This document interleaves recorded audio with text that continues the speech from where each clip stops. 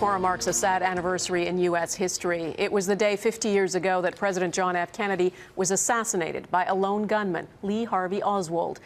That moment traumatized the nation, and with the trauma came denial that Oswald could have acted alone. And those doubts still linger. More than half of Americans say they don't believe the official account of what happened that day.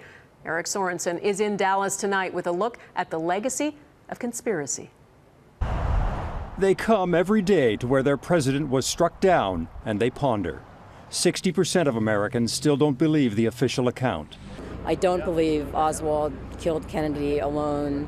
You know, I've read lots of books. Don't think we know we don't have all the answers. A scene of indescribable sadness and horror. In the first hour, even Vice President Johnson left the hospital worried there was a conspiracy. We didn't know what this meant. We didn't know if this was the beginning of World War III. Everything went wild. People started running.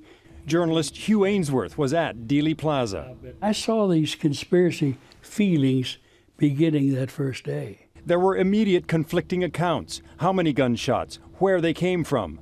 It seemed remarkable that a suspect was caught within 2 hours. I emphatically deny these charges. But it seemed suspicious when that suspect was dead within 2 days. Oswald has been shot. It was as if Oswald had been silenced by Jack Ruby, and the conspiracy theories took off. The mafia, the Russians, Fidel Castro, all disliked Kennedy. And it is the best indication of a massive plot in Dallas. The movie JFK added fuel to the conspiracy fire, suggesting it was the U.S. government. Why was Kennedy killed? Who benefited? Who has the power to cover it up?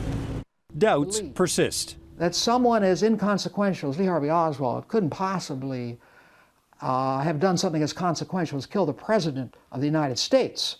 The simple explanation? A deeply disturbed man learned of a job at the Texas Schoolbook Depository, then learned the president was coming to town. It was a series of coincidences.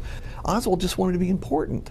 Oswald learned something else, that if he built a sniper's nest here on the 6th floor of the Schoolbook Depository, hidden by boxes of books, he would have a bird's eye view of the presidential motorcade. From the window above Oswald's, it's clear the motorcade passed right under his nose. Have you seen out that window? Have you seen? You know then that you could have hit him with a rock. It wasn't a hard shot.